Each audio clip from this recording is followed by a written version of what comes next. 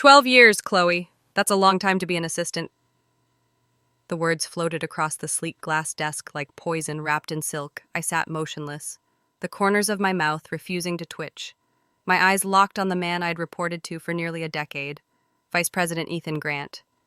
His tone was casual, almost friendly, but the weight of what he was saying pressed down on my chest like a boulder. Already knew the science had been building for months, the sudden cancellations of meetings I'd always attended, the accidental exclusion from department-wide emails, the whispered conversations that stopped the moment I walked into the room.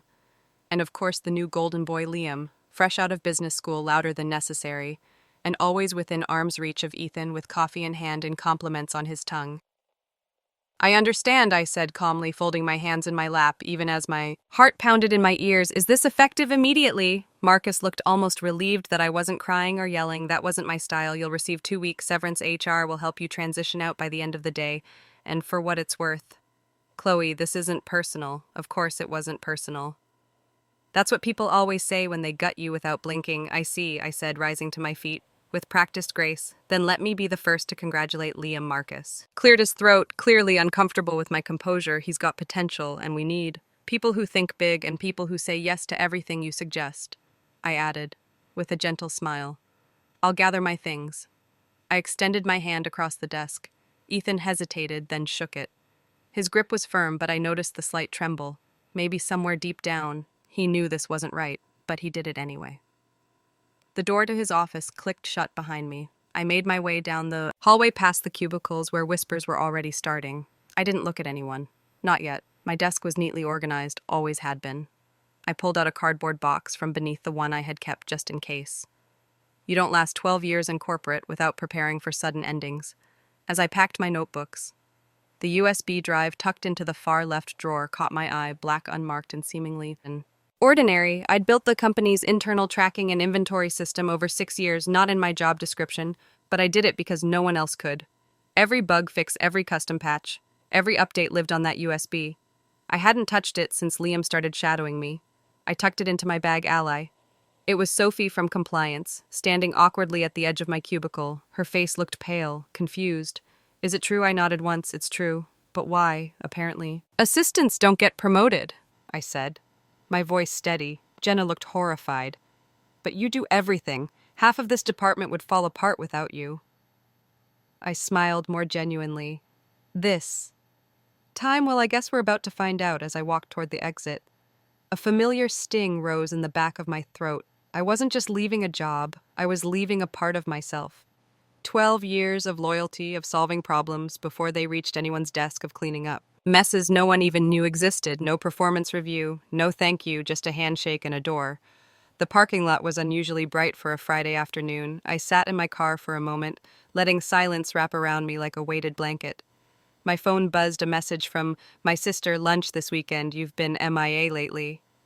I stared at the message and exhaled slowly. I hadn't told anyone what was happening, not yet. I wanted to process it. First, alone back at the office, I imagined Liam sliding into my old chair, firing up the system I had spent years building. He had no idea how much was custom-coded, no idea how fragile it was, without the correct maintenance sequence, and no idea that the only person who fully understood it had just walked out the door with a quiet smile and a black USB in her purse that night. I poured a glass of wine, opened my laptop, and logged into a private backup account I'd created long ago.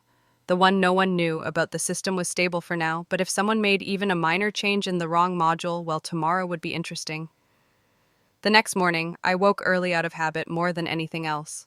12 years of routine doesn't disappear overnight. The sunlight was just beginning to filter through the curtains as I sipped my coffee and opened my laptop. No alarms, no urgent emails, no long to-do list waiting for me for the first time in over a decade. My day was entirely my own, and yet something inside me buzzed, a strange tension, like the charged air before a thunderstorm. At 9:13 a.m., it started. My phone lit up with a flurry of messages. "Jenna. Chloe. Something's wrong with the system. Files are missing. Ben from it. Hey. Weird question. Do you remember how the inventory software logs updates? We can't access anything after Q3 tomorrow. From accounting emergency. Are you available to talk, please?"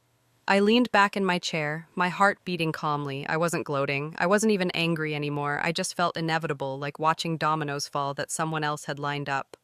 Because here's the thing, the custom system I'd built worked beautifully as long as you understood its intricacies. Every quarter there was a scheduled update every month. There were manual data reconciliations that had to be triggered, or else the cascading backups would lock. It was all documented in a guide that Liam had bragged he didn't need to read. My phone vibrated again, harder this time. Jenna, Ethan is losing it, system crashed. They can't process orders. Help, another message. Popped up seconds later. Unknown number, ally. This is Ethan, call me. Immediately.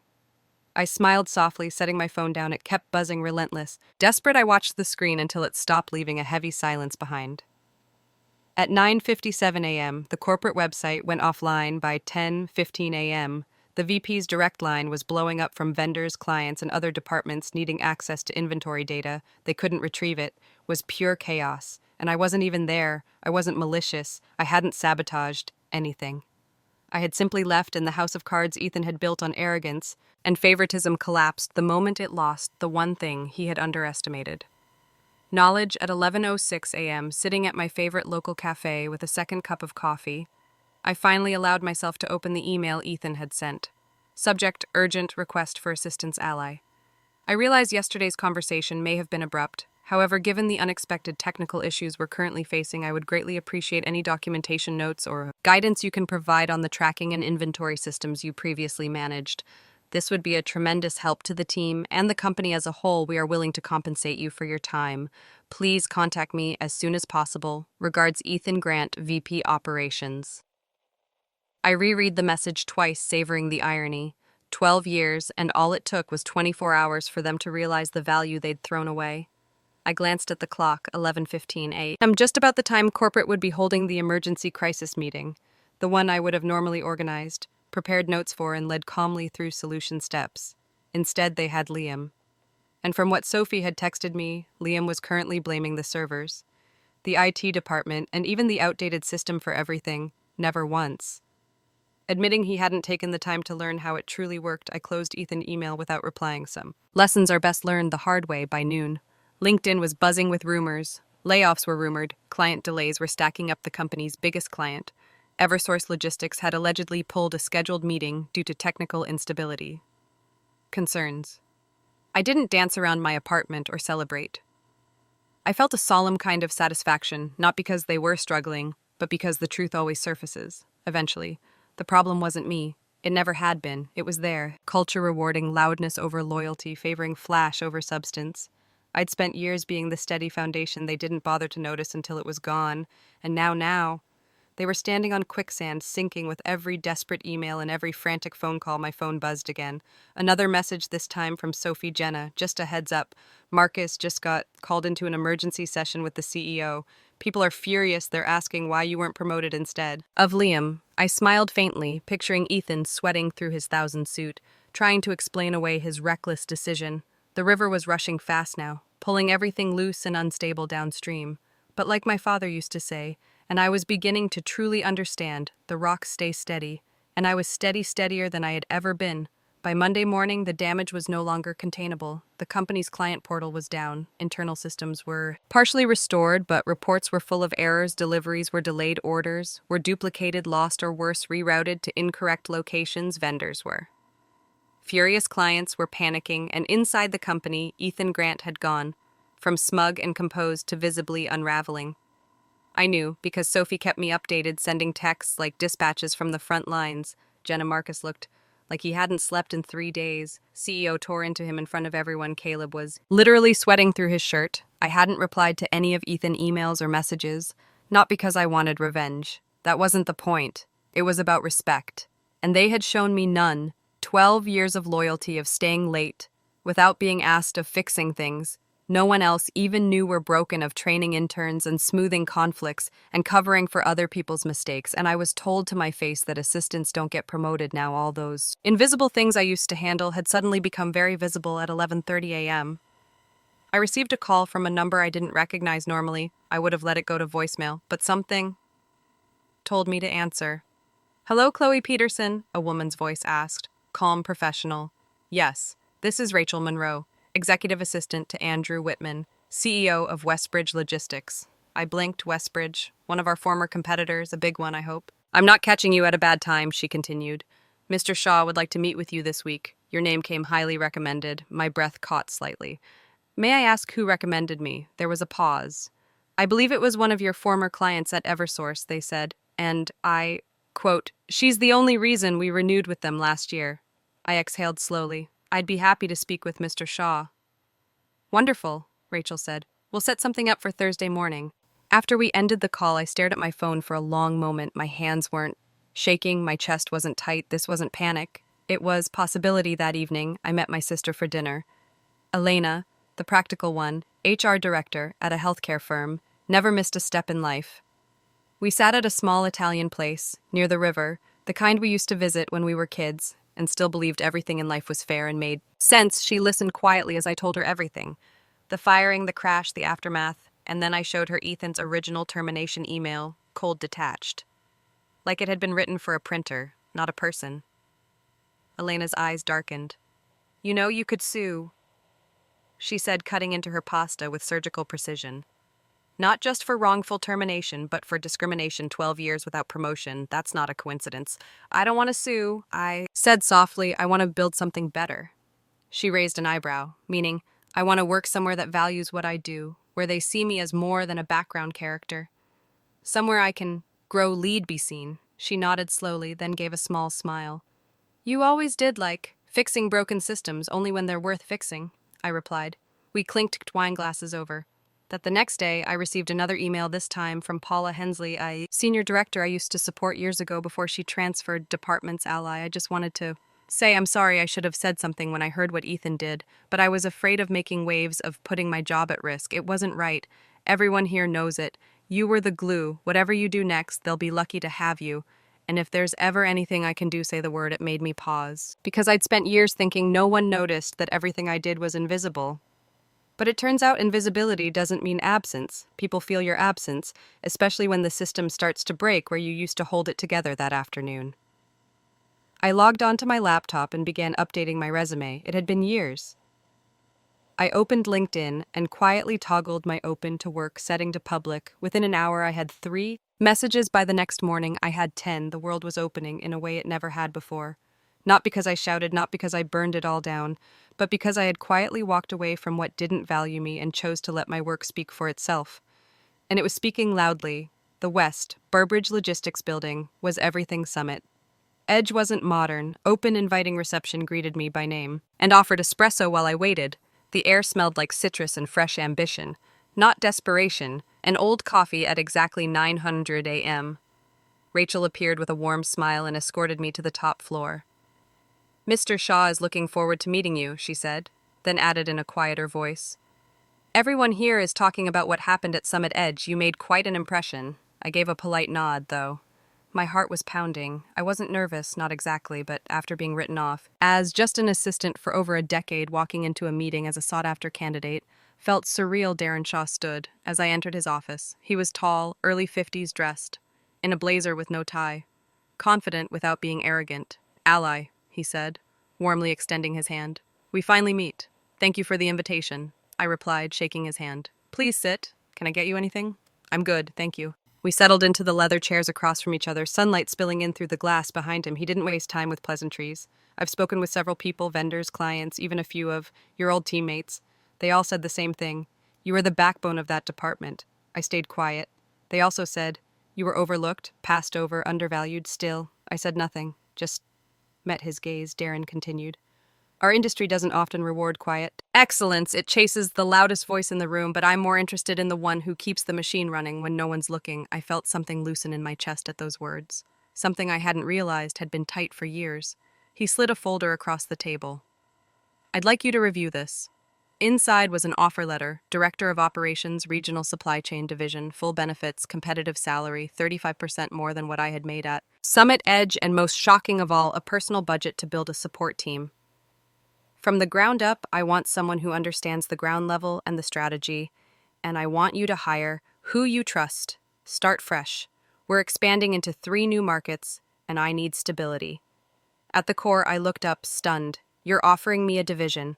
I'm offering you autonomy. I don't micromanage. You've already proven you can manage circles around most so-called leaders in this field. The voice in my head, the one Summit Edge had cultivated over the years, tried to whisper, "You're just an assistant. Don't get ahead of yourself." But I silenced it because I wasn't just anything. I never had been. I nodded once. "I'd like a few days to consider." "Take your time," Andrew said. "But we'd like you to start as soon as possible." As Rachel walked me out, she grinned. "We've never seen Andrew this excited about a hire. You've shaken up more than one executive office this week." Outside, I stood on the sidewalk watching traffic buzz past. My phone buzzed. A text from Sophie Marcus was just escorted out of the building, effective immediately. No warning. I stared at the message, rereading it twice. Then another message came in. Tamara from accounting. "Dan stepping in temporarily. But there's talk of a full audit. They're blaming Ethan for the system crash and the client fallout. Everyone's nervous, so it had finally happened. Not just a ripple, but a full break. And suddenly I wasn't angry. I wasn't even satisfied I was ready that evening. I sat at my dining table with a pen in the Westbridge offer letter. I thought about every late night at Summit Edge, every ignored suggestion, every time I'd been praised privately but kept hidden publicly. And then I thought about the team I used to work with, the people like Sophie and Maya and a few others still stuck under leaders who never saw them. Maybe now I could be the kind of leader I had always needed. I signed the offer. Then I picked up my phone and began writing a message. Not to Ethan or Liam or anyone at Summit Edge, but to Sophie. "Hey, I accepted a new role today. A real one. They're giving me a budget to build a team from scratch. If you're interested, I want you with me." 10 seconds later, Sophie named the time and place I'm in. I smiled and sent 2 more messages. Then I opened my laptop and pulled out the list I'd quietly kept for years. The names of people who deserved better. 3 weeks after signing with Westbridge, I walked into my new office, a corner suite on the 5th floor, overlooking the skyline. The nameplate on the door read Allie Peterson, Director of Regional Operations. I stood there for a moment before stepping inside, letting it sink in. I hadn't been handed this role, I had earned it, and now I had something even rarer than a promotion. I had trust a new company, a blank canvas, a team to build. From the ground up, and I already knew who I wanted. Jenna was the first hire. She'd put in her resignation the day after I texted her. She didn't even wait to give 2 weeks. She didn't need to. Maya followed. Then another from it. Word spread quickly like it always does. In our industry, I didn't poach anyone. I simply offered something better. Respect. A seat at the table, I held interviews, reviewed applications, but half the candidates came from people I had worked with in the past, people who had seen how I operated quietly, efficiently, without ego. By the end of the month, I had a full team assembled. Sharp, loyal, experienced professionals who had been overlooked for far too long. At our first team meeting, I stood at the front of a bright conference room, holding a marker in one hand and a sense of purpose in the other. "I'm not here to micromanage you," I said. "You know how to do your jobs. You've done them for years. Without credit, what I want to know is, what tools do you need to do them better?" That question sparked 2 hours of honest, passionate conversation. We talked about broken workflows, outdated software, communication gaps, and burnout. From carrying departments that never thanked us, we didn't just build a new structure. We dismantled the old one, brick by brick, and built something better in its place. Meanwhile, Summit Edge was hemorrhaging. The week after I started at West Barbridge, one of their major clients, Eversource Logistics, pulled out entirely. A quiet exit. No press release, just silence and then nothing. Jenna had coffee with an old friend who still worked there. The gossip came like a flood. Marcus had been let go. Liam was reassigned to a meaningless project. The CEO was furious. The board had launched an internal investigation. Apparently someone had anonymously sent copies of internal emails to HR, including mine. Marcus's cold dismissal, his refusal to promote long-term employees, his cover-ups when systems began to fail. I never found out who sent them, but I had my suspicions. Late one afternoon, I received a call from a number I hadn't seen in months. "Ally," a hesitant voice asked. "It's Ryan from Summit." I hadn't spoken to him since the day I cleared my desk. "I'm sure you've heard about everything," he said awkwardly. "We've taken some hits, big ones." I didn't reply. I just wanted to ask off the record. "Did you send those emails to the board?" I smiled, though he couldn't see it. "No, Ryan, but I'm glad someone did." He sighed. "We were wrong about you, about a lot of things," I said. "Nothing. We'd like to make things right." I glanced around at my office, at the plants near the window, at the frame message Sophie had left on my desk that morning. "Real leaders don't need a title, but now you finally have both." "Thanks, Ryan," I said gently. "But I already am." Then I hung up that Friday. Our team gathered at a rooftop bar to celebrate the end of our first month. We laughed, shared stories, talked about things that mattered, not just numbers and deadlines, but goals and dreams, and how seen everyone felt for the first time in years. Summit Edge used to be my plan for the next 10 years, Sophie said, sipping her wine. Now I can't believe I stayed as long as I did. You stayed because you believed in the work, I replied. We all did. And now Maya asked. Now, I said, we do it on our own terms. The sun dipped below the city's skyline, and for the first time in a long while, I didn't feel like I had to prove myself. I didn't feel small. I didn't feel replaceable. I felt like exactly who I had always been, capable, steady, and finally in a place that saw my worth. 3 months into my new role, Westbridge's quarterly report went public. 32% increase in regional efficiency. 2 major accounts acquired from competitors. Employee retention at an all-time high. At the bottom of the internal announcement, a note from CEO Andrew Whitman.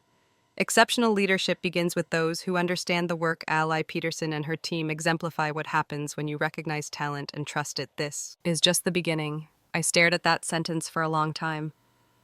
This is just the beginning. After 12 years of being background noise, I had finally become part of the conversation. 2 days later, a news alert popped up on my phone while I was reviewing a logistics proposal. Summit Edge to be acquired by Global Axe Freight Systems, following client loss, internal turmoil. I clicked the article. It was clinical, like all corporate obituaries, full of quotes about strategic partnerships and refocusing priorities. But between the lines, the truth was clear. They'd lost 5 major accounts. In 6 months, 3 had followed me to Westbridge. The rest had quietly exited after realizing there was no one left who truly understood the systems, the processes, or the people. Caleb had left the company a month ago. Dan had retired early or so. They said I didn't feel triumphant. I didn't feel cruel satisfaction. I felt confirmed. Everything I had endured, every quiet frustration, every overlooked contribution, it had meant something. Not because I burned it all down, but because I chose to build something better. That evening, I got a message from someone I hadn't heard from in over a year. Barbara Kent, former HR coordinator at Summit Edge. She had left shortly after I did. Rumor was she'd taken a role at a startup and was thriving. Her message was simple. Saw the news. They finally saw. What happens when you fire the foundation? Proud of you. I typed a reply and paused before sending it, then erased it. Sometimes silence is the most honest response. 3 weeks later, I was invited to speak at a regional leadership conference. The topic: quiet leadership and lasting impact. I almost said no, but I remembered all the meetings I used to sit in at Summit Edge, watching less qualified people talk over me, take credit, and rise while I remained invisible, and I realized I wasn't invisible anymore, so I said yes. I stood on stage in front of 200 executives and told them the story, not of revenge, not of sabotage, but of misjudgment, perseverance, and the power of doing things the right way. I told them about being called just an assistant. I told them about the crash, the calls, the silence, and then the rebuilding. But most of all, I talked about what it means to lead with empathy, with quiet strength, and with unwavering integrity. Afterward, 3 young women approached me, junior managers from different companies. One of them said, I didn't think people like us could make it to the top without compromising who we are. I smiled. We can and we will, but you have to know your value even when they don't. On the 1-year anniversary of my termination, Sophie and Maya surprised me at the office with a cake scrolled in chocolate across the top to the woman they couldn't replace. I laughed, truly laughed, as the whole team gathered around. Jason had just accepted a director role in our southern region. Tamara was leading a mentorship program. Jenna had been nominated for an industry award. Every one of them was growing, thriving scene. We raised our glasses, water, juice, coffee. It didn't matter to new beginnings, I said, and too, Chloe, Sophie added, for proving you don't have to burn bridges to move forward. Sometimes you just need to cross a better one. We clinked cups, and I looked around at the faces that once sat quietly at other people's meetings, now leading their own. We weren't the loudest, we weren't the flashiest, but we were the ones who held the line, the rocks in the river, the steady ones, and in the end, we were the ones who won.